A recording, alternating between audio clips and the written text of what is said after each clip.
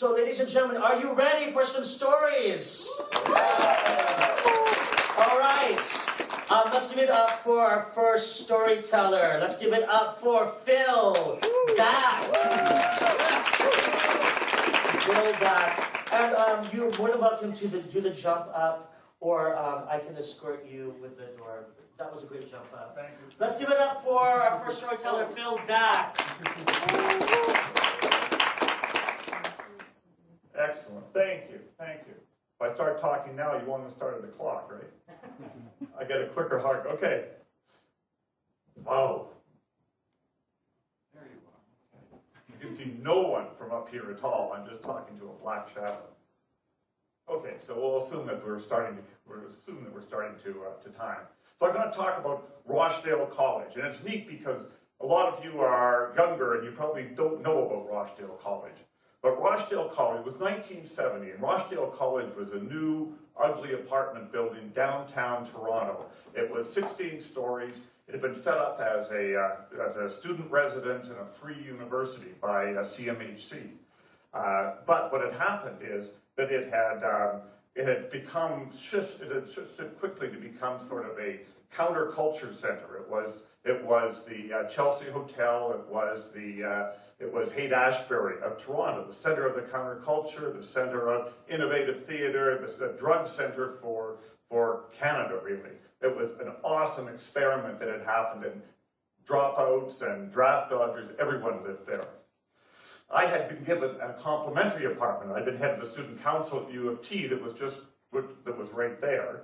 And so they had thought that if they had someone like me there, then it would be less likely for the ongoing police raids to continue and continue and continue. It didn't work like that at all, but I was glad that they came up with that thought. So this story happened one hot Saturday afternoon. It was Canada Day weekend. I think it was 1970, which incidentally was the weekend when Janis Joplin and the band and the Grateful Dead were here at McMahon Stadium. So Rochdale was regularly being raided for drugs by the police. It was usually in the evening, but this afternoon I had just come into my apartment, opened the door, and the raid alarm went off. Now we had a bong, bong, bong raid alarm in the whole 16-story building, and so everyone knew what to do when you heard it. You got rid of your drugs however you had to. You know, you took them, you flushed them, you tossed them out the window, whatever you had to do, you got rid of your drugs. So this particular time, and we were pretty used to it, this particular time, or this particular day was like the perfect storm. Because first of all, the long weekend, and Rochdale was responsible basically for supplying the drugs for Southern Ontario then. So it was just packed with stuff. Secondly, there had been the first gay march in Toronto had happened that day, or was happening that day, and the gay activists and the anti-gay activists and the police had ended up in the plaza right in front of Rochdale. So we had the police inside that were raiding, we had the bombing going off, we had the police outside, and all of this stuff going on outside, and then we had the dogs. Now, one of the best ways to deal with police sniffer dogs is to have your own dogs. So in all of the about the 300 apartments in Rochdale, most people had dogs because that confuses the sniffer dogs. Down on the ground floor, we had hired Hell's Angels to do security. So as you'd walk into Rochdale, you know, you'd see Hell's Angels there, their bikes were there, and their dogs. And their dogs were like German Shepherds the size of small ponies, but, you know, with studded collars, which were just matched the studded collars on their owners. You know, we were trying to keep the suburban kids from coming down looking for drugs and gawking, and the tourists from coming taking pictures. So we had all of these dogs happening, and the dogs were freaking out, needless to say, as the police go up the stairs and go up the elevator.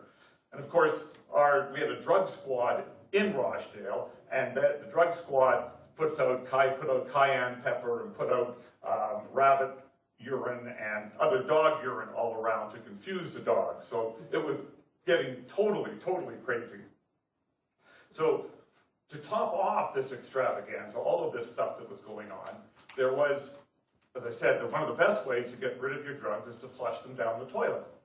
But when 200 toilets in an apartment building are all flushed at the same time, it doesn't work. Like everything stops and then they all start backing up. So everyone was seeing their grass come back out, you know. And down on the plaza, oh, someone had also set off the fire alarm. So we had the bong and we had the fire alarm, which brought the fire trucks, the big hook and ladder fire trucks. We had the whole gay event going on down there with the yelling and shouting there. We had the dogs in and out. And then upstairs and throughout the building, people's toilets were overflowing, and all of their dope and their little blotter acid and everything was floating back over the washing floors. So they were picking all of this stuff up. And what are they going to do? Well, they opened the windows. This is a great apartment. There were windows open.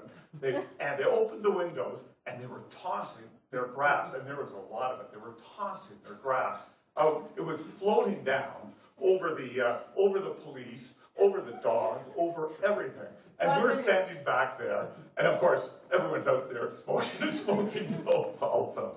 It was a great and awesome afternoon in Toronto. It was great. Thank you. All right! Let's give it up for Cal! At the top tossing of the universe story. I wish I was here. I would have had a basket out.